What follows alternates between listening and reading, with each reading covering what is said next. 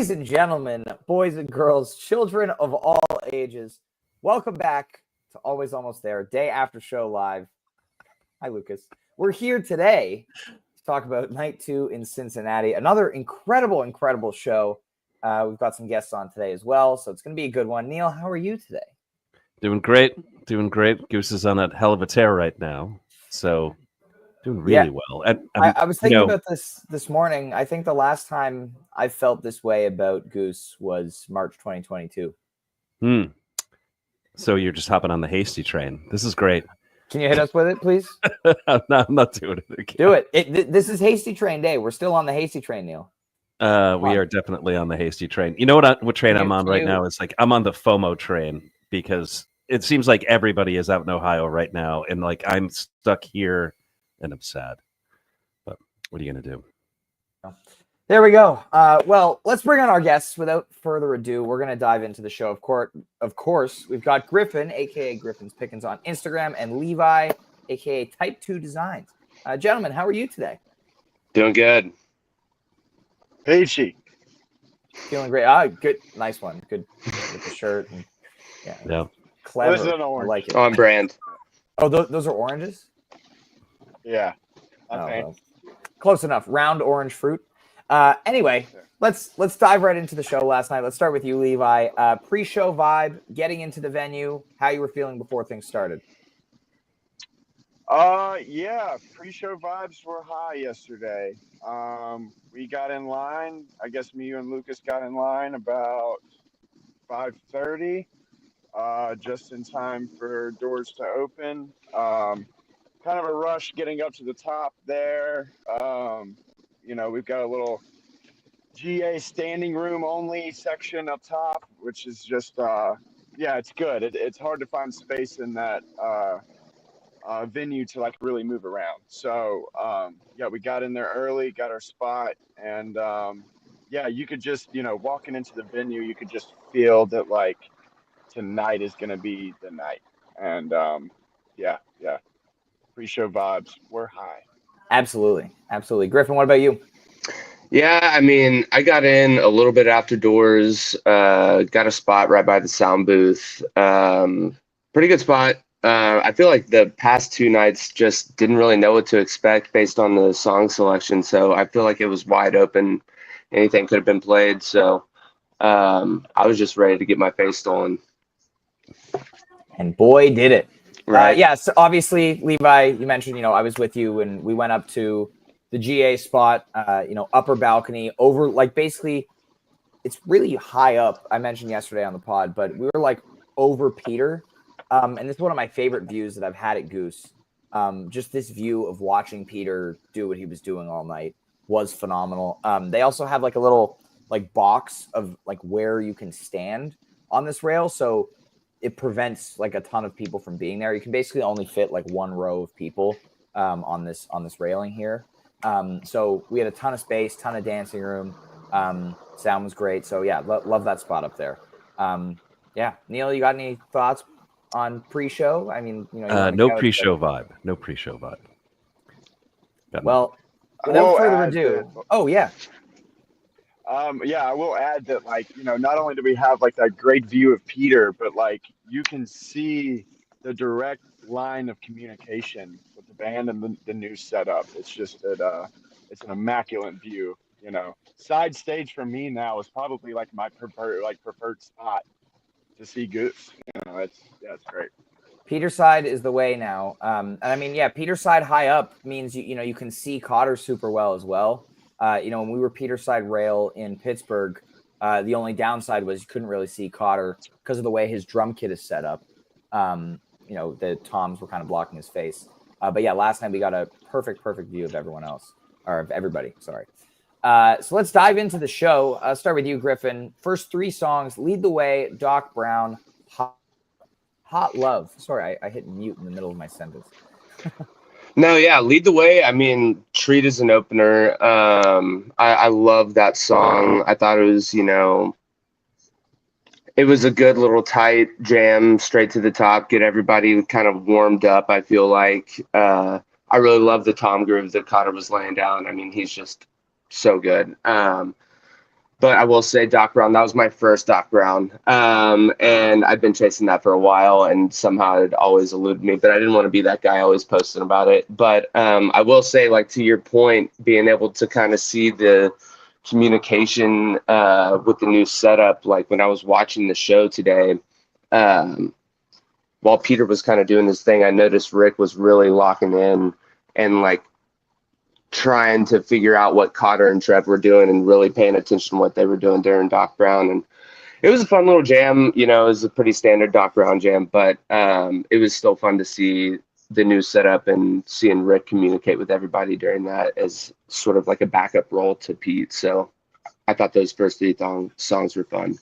Awesome. Yeah. Levi, your thoughts on the first three? Yeah, Lead the Way, kind of, just a standard Lead the Way. It's good as an opener. I feel like it just gets the vibes really high. Very percussive song, good to get the blood flowing. The Doc Brown, man. I mean, I was like looking down. I wasn't really looking at the stage when like Peter started his solo, and I looked up and I like thought it was Rick for a second. I mean, he was just ripping, and then like I noticed like Rick kind of takes you know plays rhythm in that part a lot, and I saw like Rick looking out to the crowd for like the first time all weekend. Like usually Rick is like eyes closed on the mic, or like dancing. But yeah, it was just really cool to like see that swap with like Rick going back to rhythm and then Pete kind of stepping up and taking the lead in that. And man, did he rip. Oh man, yeah. Yeah, that was good. I think this is one of my favorite Peter guitar solos ever. Yeah. It's so good. Like he crushed it. Yeah. And you know what they say about shows with Doc Brown in the 2 slot? They rip. They rip, except when they don't. That's where it belongs, man. The 2 spot, man. Just gets the people going. It does. Yeah. Give the people what they want. It's funny. We were just talking about this yesterday on the pod about Doc Brown in the 2 slot, and here it is. Yeah. And I love this 1-2 punch, like ye old goose, circa 2019 show start. Straight up. 100%. And it's just when the Doc Brown, like, first of all, like leading would lead the way. I'm like, this is interesting. This is like exciting stuff. And then the Doc Brown happened. And it's like, okay, this is going to be an absolute ripper. Once again, very intentional about set listing here. And no one's talking about Hot Love. I mean, like it wasn't anything crazy, but it was a great little like cap on the end of those 2 songs. It's like, okay, we're partying tonight. That's kind of how it felt. The crowd was also really excited for Hot Love. I agree. When they dropped back into the chorus at the end. Also, we haven't mentioned yet, Rick played Dracul all night last night. All night. Mm-hmm. Yeah. Wow. So shout out to the Broken String on Friday for getting him to bring it out. Before we move on, actually, just want to get everyone's quick thoughts on the sound of the new guitar. If you kind of hear a difference. To me, after seeing a full show with it, I feel like the tone is closer to the PRS. I think it's a little bit softer than the Empress. I think there are certain there's a way that Rick plays sometimes where if he gives it a little more attack on the Empress, he gets a little more bite out of the chord.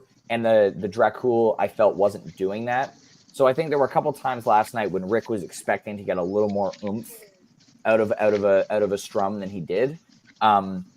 We'll talk about in the Arrow how I feel like maybe it wasn't cutting through as much, but I think overall it sounds incredible. Also, the color of that thing just looks so cool. Yeah, it's sweet. It's awesome. But yeah, Griff, what do you think of the guitar? I mean, I really can't. I can't notice too much of a difference, but I still do love like the pure tone. Like it's great. Like can't go wrong. Levi, what about you? Maybe a little bit of a hot take. Still getting used to the color and how it just does it for me. It's not like matching Rick. I guess I'm just fair. Used Yeah. To Empress. Orange. Yeah. Yeah, but I've noticed that it is a bit the body is a bit bigger, especially from like our side view. It looked like it was a little thicker, so A little more cumbersome. it sounded great. Yeah. I think it sounded great. Again, like to repeat, I didn't really hear that much of a difference. I do agree that like at times it's quieter. I think that there was a lot of like I think social media has like driven the like want to see this guitar on stage. And I think that like Rick right now is so dedicated to like honing in on his sound that we're not going to see like much of a difference in the two guitars, you know. But yeah, I do think that it, you know, obviously Rick loves it. I mean, last night it just completely shredded. So, but yeah, overall, I'm just kind of getting used to the luck. I don't like change, so, but yeah. There we go. Neil, you got any thoughts on the new guitar? To my ear, it didn't really stand out, the difference in guitars. You know, when he switched from the PRS to the Empress, that was super noticeable, right? Like right away, you were like, this is very, very, very different. Although I haven't like kind of listened to this show with the ear of like, how is this tone different than, you know, other shows? We'll see what he shows up with tonight. But really interesting that like it took a broken string for him to completely just move over to this instrument. It's like Drew Bledsoe getting injured and Tom Brady taking over forever. Totally. Sports. Totally. Was it just a string? Is that confirmed? I like that. It was just the string? Yeah, he popped Or the did anything else on string. guitar break? No. Yeah. Okay. I'm guessing it was just like, you know, he played it and he was like, oh, that's cool. And they were probably like, let's, you know, try it out for a show and see what happens. So I'm curious to see if he comes back out tonight with the Empress or if he, you know, is sticking with the Dracul. Anyway, next up, Draconian Meter Maid into lead up. First big jam of the night. Yeah, this Meter Maid is awesome. You know, you get this really driving groove for a lot of it, but my favorite part is the end jam. You know, when they bring things way down, you know, Ted Tapesy sort of vibe, if you will. And it's funny, you know, I talked about in my review this morning or this afternoon, whenever I published it. I talk about all the time how I really like multi-section jams, but I think these like very like, here's one idea and we're gonna build it out for, you know, a long time. Those, while, you know, like I think they know that that's where we're at and they know that that's working and it's amazing. And I just think that the space at the end of this Meter Maid that they find, very active Trevor, reminded me a little bit of the Fiddler's Lee, like that initial synthed out kind of very bass forward section. But yeah, this jam is amazing. The segue into lead up was also excellent. Let's throw it to you, Levi. What did you think of Draconian Meter Maid lead up? Yeah, I am. Draconian Meter Maid is growing on me. I'm still getting used to like Cutter's vocals. He does sound. What I love about Cutter's vocals is he sounds completely different from Peter and Rick, so it's like a good mix up.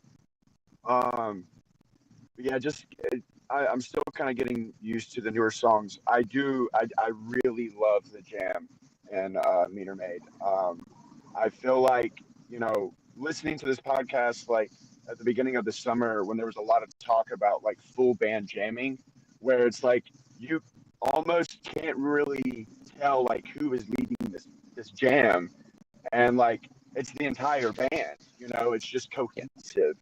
You know, and I really, really felt that during Draconian Meter Maid, and like Trevor just finding spots to just fill the jams and to offer like another like layer of synth.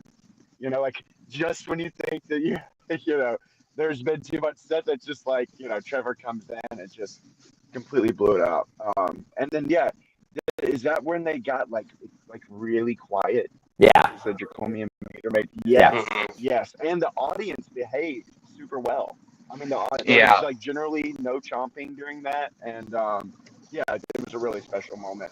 I think we were also in a really good spot for you know, not having a ton of people around us who could be talking, but hopefully everywhere in the venue was like that. Griff, what did you think? Yeah. I was on the floor. I'll say it was pretty quiet during that jam. Honestly, people were paying attention. I'll say, when I first started hearing the rumors that Cotter was joining the band, I did some swimmer research and I was watching the swimmer show and I was like, man, this song is fucking sick.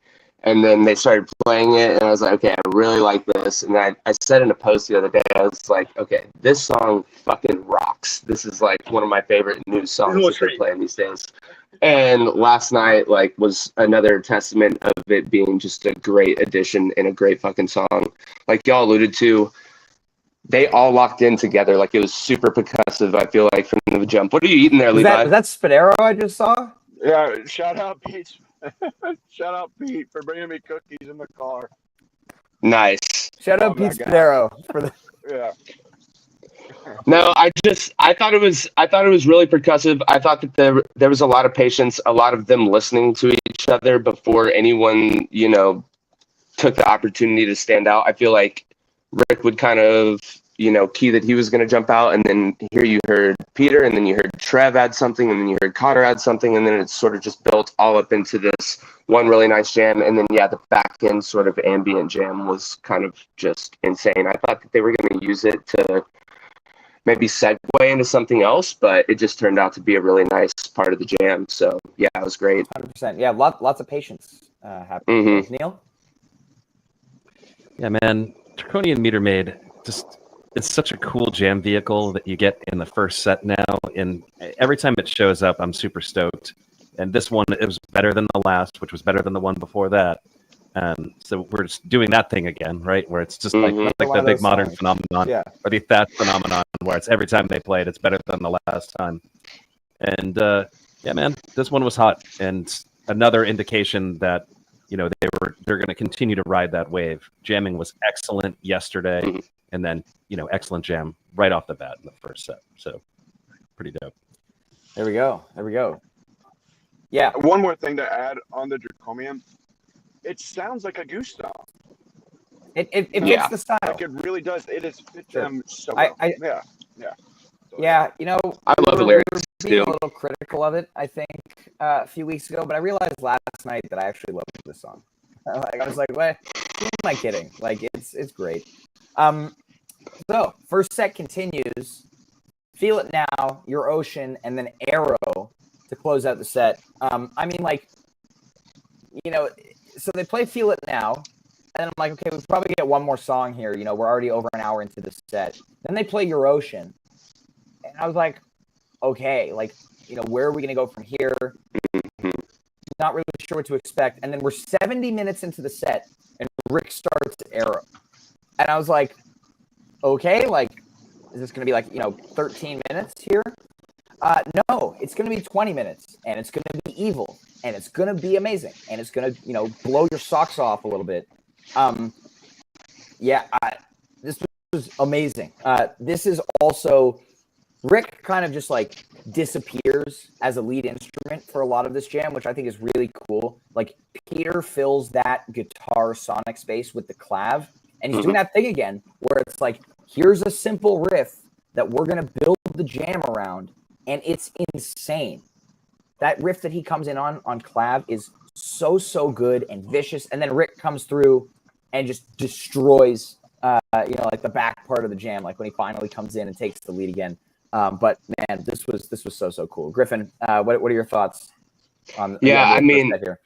I feel like Your Ocean, well placed. Feel It Now, Arrow kind of just built momentum leading into that set too. It was like we know where we're going from here, and then we're just gonna burn it down also with these songs. And just like you said, I was expecting sort of a kneecapped jam for Arrow.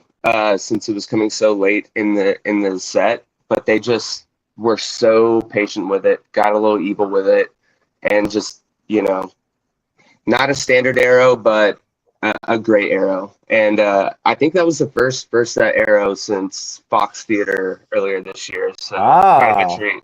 Good stats. That's a good omen for first set Arrows. Agreed. Levi, your thoughts here on the last three songs of the set? Yeah, just to kind of piggyback what was said before, man, I did not expect Arrow to come. I also thought Your Ocean, kind of a weird way to end the set. And then no, it didn't end. So Arrow was surprising. I thought that it was just going to be a standard Arrow. And it blew me away, man.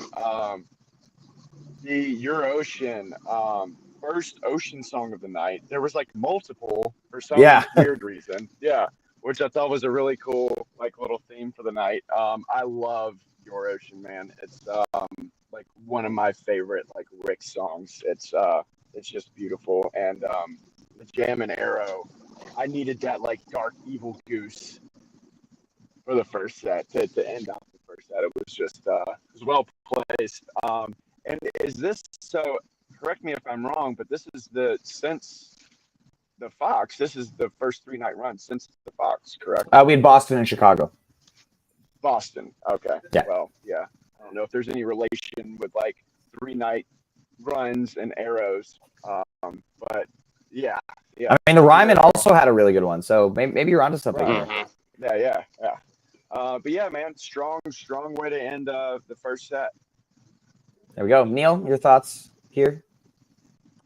Yeah, man, this arrow is really, really good. Mm-hmm. I think the best arrow of the year up until this moment was the last time they played it in a first set, which was at the Fox. And this one maybe is better, in my opinion. I don't know. Throwing out hot takes there. But that one musical idea that they grab onto at the beginning of the jam of this and just totally ride it out through the whole thing is just awesome. This jam is, it's got all the things that I love. It's like a little bit of darkness, it's Rick not playing as many notes and the band really kind of doing a lot of these swells in energy. And like, yeah, man, this one's really tight. First set Eurocian, friend of the pod, Jeff, said yesterday that Eurocian is a first set song now. And it is. It's like 5 straight versions played in the first set, which is absolutely wild. It's a weird spot for it because it's such a mellow song. So such a good when you song, play, though. yeah, I know, it's awesome. And when you play that, you got to play something, to completely contrast it. And this evil arrow is it's sick. And then starting at minute 72, that's just wild. So this is a killer set beginning to end. It's got all the elements of stuff. You got some like rare songs in there. You got an early jam. You got a late jam. Yeah, man, killer. The whole set was like an hour 40, right? Correct me if I'm wrong. I think it was just over 90 minutes at the end of Arrow. Still, I mean, yeah, no, wow, lengthy, love it. Yeah. Well, let's take it a set break here. Let's throw it to you first, Levi. What did you think, or how were you feeling at set break? What were your expectations for set 2? 2 words, 3 words. Hold it down. We were like guarding that spot. So, like I couldn't move. I didn't like go use the bathroom or get water during the set break because I just wanted to like hold that spot down. I tell you what, dude, by set break I was pretty gassed. So like I just sat and hung out and got my buddy to give me some water and just kind of chilled out. Wasn't really thinking of like what was going to come in the second set. And I think like when I lowered the expectations, that's when like I'm most surprised. And not that the expectations needed to be lowered last night. I was just not really thinking about what was to come. And I think that really like set up for a really, really good second set. And I was well rested because I was sitting down and holding space for all of my That's very important. That's very important. Griffin, what about you? How were you feeling at set break? I don't know. Just I didn't know what to expect. Honestly, I had a feeling that we might get like some bust outs or something like that since we got some like big jams in set 1. I was like, man, what are we gonna get? I thought maybe we would get. I didn't think we'd get Drive. I was thinking we would get a Wisteria into a random bust out cover into maybe like Factory Fiction or something like that. I think that's what I called to my buddies that were around me. Nothing like that. I guess we got a little bit of the bust out covers, but like the set was nothing like what I thought it was going to be. Yeah. So no, it's same. I kind of didn't know what to expect either. You kind of think about a 3-night run, and for lack of a better comparison, it's like you get kind of like there's like a fish 3-night run formula. I think like like the best ones, for example, they come out Friday night, they blow the doors off with a bunch of jams, like huge jams. Saturday night is vibes night, and then Sunday night anything can happen. And last night was vibes night. Last night was absolutely vibes night. But vibes night also happened to have a couple of big jams in the first set, and the vibes set was one of the best sets the band's ever played, in my opinion. So like, I'm calling it a Goose Tronica. I don't love care it. what people I say. love it. That's what it felt like last night. I don't care. Yeah, I'm curious, just overall thoughts on the set, Neil, from the couch, like just big picture. What was this like at home? Oh, I'm so glad you asked this. Well, I mean, first of all, if you told me that the set was going to have like a truncated drive and a couple covers and like maybe an Angborg in there and a hot tea to close out, I'd be like, ooh, Yeah, man, not sucks to good. you guys. But like, holy shit. That's actually, I hadn't thought about it that way. I mean, wow. Go ahead. This thing's nuts. So I didn't fully watch this last night. I watched it I listened today. Yeah, I like took a hike with the dog, and I was flying. Listen to this. It was absolutely fire. So yeah, I don't know what it's like to be in the room for a show like this because it's just relentless, absolutely relentless. You know, the first actual break that you get in this set comes with Mist right before a hot tea. Yeah.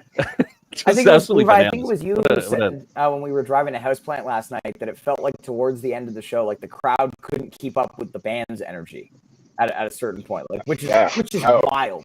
No. Like, yeah. Yeah. This was so good. Like, and also they didn't stop playing for 90 minutes, pretty much. Like that doesn't happen with Goose ever. I feel like you always get some pauses. And yeah, as you said, Neil, like when I look at the set and when Drive first ended and it was like, oh, they're not going to jam Drive, I was like, oh man, like I don't think I've ever forgotten about that so quickly. Right. Like they start running up that hill, and the slow burn intro to Running Up That Hill is so good. Like the way that they just on the floor and wait before fully jumping into the song. But yeah, Griff, what were you gonna say? It rippled out on the floors, like, wait, this is Running Up That Hill, and like just kind of like everyone started to realize what it was and just got in the mood. It was kind of awesome to see. So yeah, really excited to see this one pop up again. Levi, what are your thoughts on these? Let's talk about first couple songs of the set. Yeah, man. Running Up That Hill was a song that I didn't know that I was chasing. Ricky Boy. I mean, just completely vocal driven. Like the middle section of set 2 last night was just so vocal driven, in my opinion. Yeah, good point. The segues, when you see that many arrows on a set list, no pauses, it's like, yeah, flawless. And it's very rare for Goose to do that. I mean, usually we'll get like 2 songs, maybe 3, and then it's a pause, and then on to like something in a completely different key, but just the set list construction of set 2 last night made it not really look that great on paper, but so beautifully thought out by the band. And I think regardless of the crowd last night, the band was going to behave the way that they behaved. The center man, I don't know if we're onto that yet, but we're not there yet. Okay. We need to before we talk about anything. Like I think I like almost went through the roof when they went into Angborg. Came out of absolutely nowhere. What a segue! It surprised everyone. What a segue! What, like Neil from the couch, like. Oh yeah, this I was listening to as it was happening. I almost threw my phone when it started because I was like, "What the fuck?" Like out of nowhere. I mean, brilliant segue. I don't know how they signaled that. I wasn't watching the video. And what an Angborg! Yeah, like, and then the goat Angborg. Who knew that an Angborg can do what this Angborg did? But I mean, absolutely spectacular. But just for a second here, just to talk about the Running Up That Hill. I mean, like. That song is just huge. Yeah. I love that they're playing this because when it came out that they were going to do the Stranger Things thing, I was like, man, Running Up That Hill is going to be good. And then what they actually do with it, with the drip drums and everything, just like is an interpretation of the song that I don't think I really expected, having known that song for my whole life. And so that was incredible. And then I don't know how vibes wise. Running Up That Hill with like huge drip drums, kind of like Primal Banger, like perfectly vibes with Jeff Angborg, but it does. It just did. It just did. It just happened. And then segues again into Cinnamon, like just like pure vibes here, just off the charts. I've never heard them play anything like this sequence. I would like to see Running Up the Hill kind of take play, like be changed out for Drip Build. Like have an alternative to Drip Build and have it be Running Up That Hill. I really think that it can do like a very similar thing the Drip Build can do, or the Drip Build does. I hear that. You're so right about the comparison, Neil. Yeah, no, 100%. And yeah, I mean, Angborg also, like, Angborg is like the dance party song, like always has been. But this one, they bring it down. Peter throws in some synth, like they do more with it, and they play with dynamics more than any other Angborg. And then, something that Goose doesn't like to do a lot, which is leave songs unfinished, like this many in a row, and just go song to song to song. And so, I wonder if they talked before the set, like, we're just going to flow through this and see what happens. Like, because, yeah, I was going to say to Neil's comment earlier, is like, I don't know how they signaled that. Like, I was watching the show again a little while ago, and they started to come down from Running Up That Hill. And I noticed Rick kind of like look over at Peter, and Peter was just locked in, and Peter did Rick did a little kind of shrug. He's like, all right, let's see where this thing goes. And it just seamless, like y'all said, just vibing it out, and it worked out perfectly. Yeah, great point from Came to Play as well. You can't make Elite happen. They could have midded that set list. Like, you can write a good set list any day, but like, yeah, they smashed it. That's a great point. You can write the best set list in the world, and it's still going to be a bad set if you don't play it well. Straight up. Next up, I mean, Cinnamon missed Hot Tea to close the set. Cinnamon, amazing. You didn't get the dance party compliment like Spack did, but this song is amazing. Really happy to see it, not be off the table for a year and a half like the last time. But this missed. Let's talk about this miss. Yeah. Because after, we've been talking a lot about, are they going to do something other than the When the Saints Go Marching In jam? And here, instead of that, like, kind of faster, more like galloping jam, they just bring it down. Yeah. And this is Rick just pouring his heart and soul into this jam. Like, there's so much emotion happening in this, and it blew my mind in the moment. Like, I couldn't believe how gorgeous this jam was. But let's throw it to you, Levi. What did you think of Cinnamon Miss T? Yeah, first, is it Cinnamon or Cinnamon? I don't know. But my first one, I do want to preface and say, like, Miami was my first Goose show with Cotter, first Goose shows of the year. And there was like a list of songs that I haven't gotten yet that I was really chasing, and Cinnamon was on there, man. So I'm really grateful that came to fruition. There was just, like, to back it up just for a second, there was just a beautiful transition from Running Up That Hill and then into like this segment of the second set and into the mist, man. That was just a emotional, heartfelt, again, by Rick. Just amazing singing and guitar playing. I really love the jam and Into the Mist. Like, usually it's a miss. It can go good. Like, it fits well in the first set, but it is played in the first set. It's great in the second set. It always is just a driving force, man. And Peter on the synths, dude. Yeah. I mean, Pistol Pete, baby.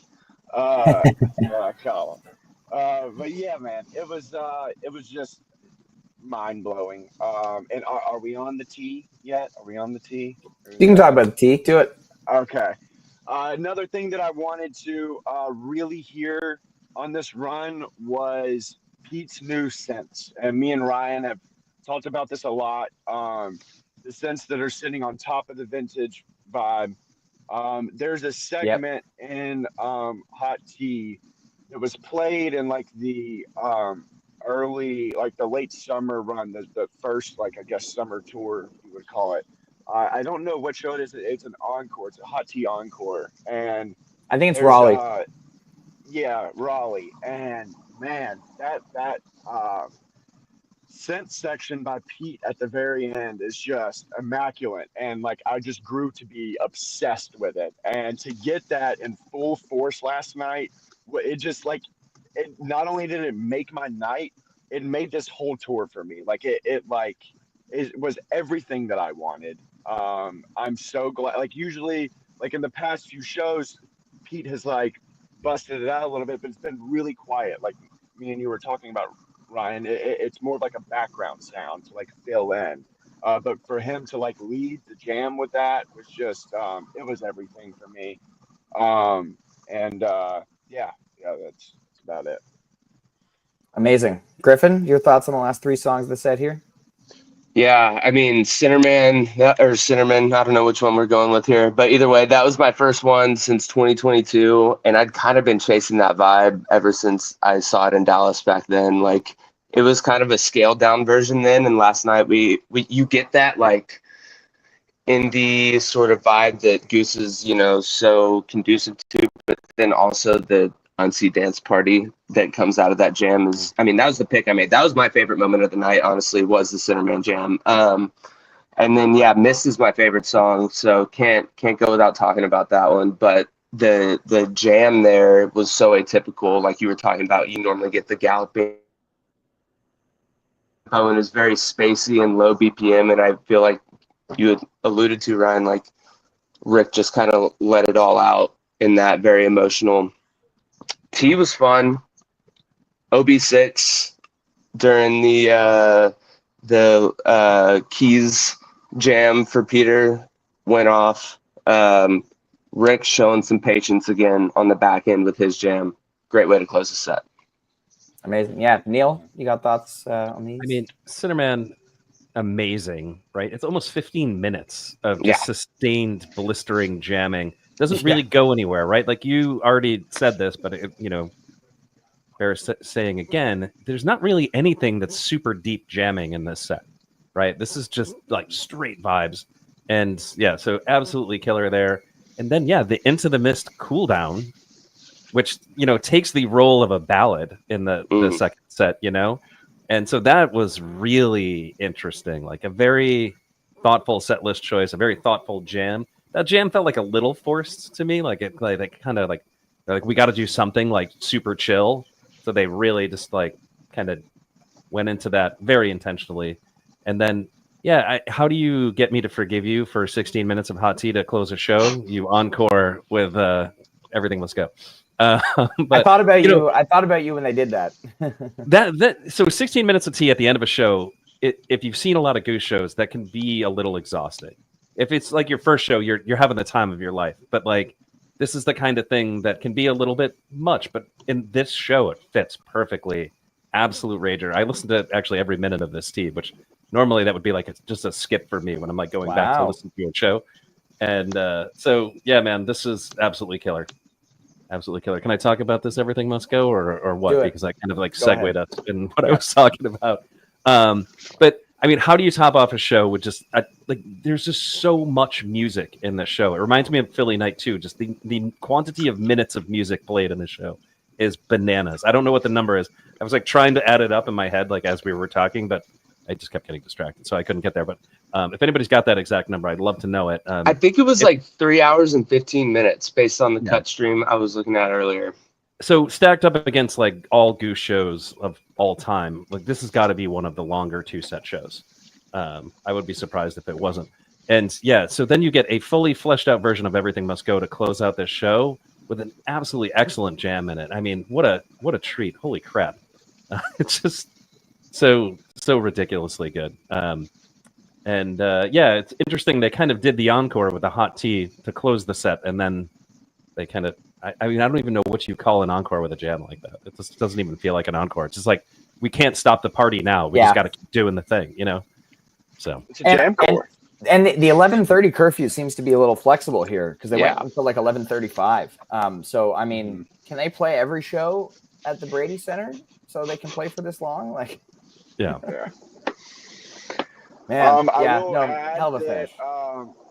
Right as this morning I restreamed the show, and right when they were coming out for encore, Pete did say tonight is going to be sweet.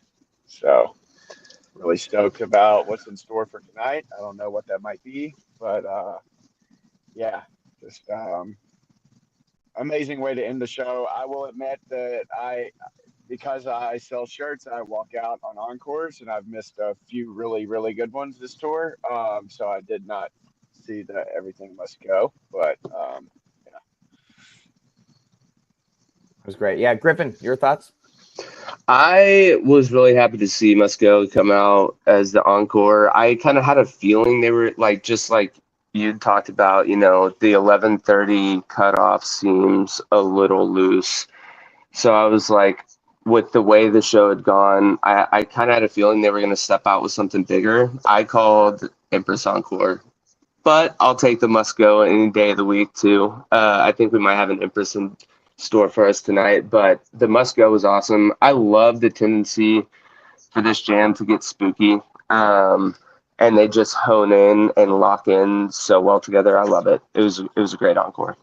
Yep, I love it in this slot. I think it worked really well. Nice little slick tumble tease from Rick. Yeah. At the end. I had the end show tweet typed out already for the set list. So I had to close out of that to tweet about the tease.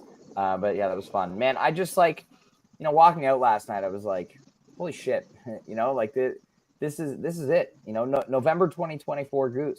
Yeah. It's been all bangers so far this month. And yeah, I mean, they've been hinting that tonight's going to be a big one. People are throwing around Bob Weir rumors because he's playing in Cincinnati on Wednesday. So that it seems a little weird of a time frame for him to already be here. Personally, while a Bob Weir sit-in would in fact be very cool to witness, I want to see Goose. Yeah. I don't want Don't anybody take my else. Goose. Well, I just think the way that they're playing so far this weekend, I think it's a disservice to have someone else come in and join the show. Whether It might Bob take the air Weir, out of the room a whether little it's bit. Trey. Yeah, I want Goose to keep being Goose the way that they have been this weekend. You're calling the Empress is absolutely correct. Drip field, there's so much still on the table. And at this point, I'm just sad that we only have 3 shows left on this tour. Wow. So good. But yeah, Mike wants Peggio. I don't know if anyone could hear that. I think if Bob does sit in, that's probably what we get. But I really, like you're right, like you're saying, Ryan, I really hope that that's just, Peter alluding to the Sunday show is just him trying to sell tickets. But either way, I think they're going to bring it down tonight. If Bob sits in, great. Either way, I think we're in store for some great Goose tonight. Amen to that. Well, we're here. It's going to be awesome. Heading over to the venue shortly. Going to go get in line. So we'll see you boys at the venue tonight. We'll be back tomorrow afternoon, 3:30 Eastern, from the road to DC to talk about tonight. It's going to be good. So please, come tune in tomorrow. It's going to be a blast. And everybody enjoy the rest of your Sunday. If there's nothing else we need to talk about here. Enjoy the show tonight, whether you're on the couch or going.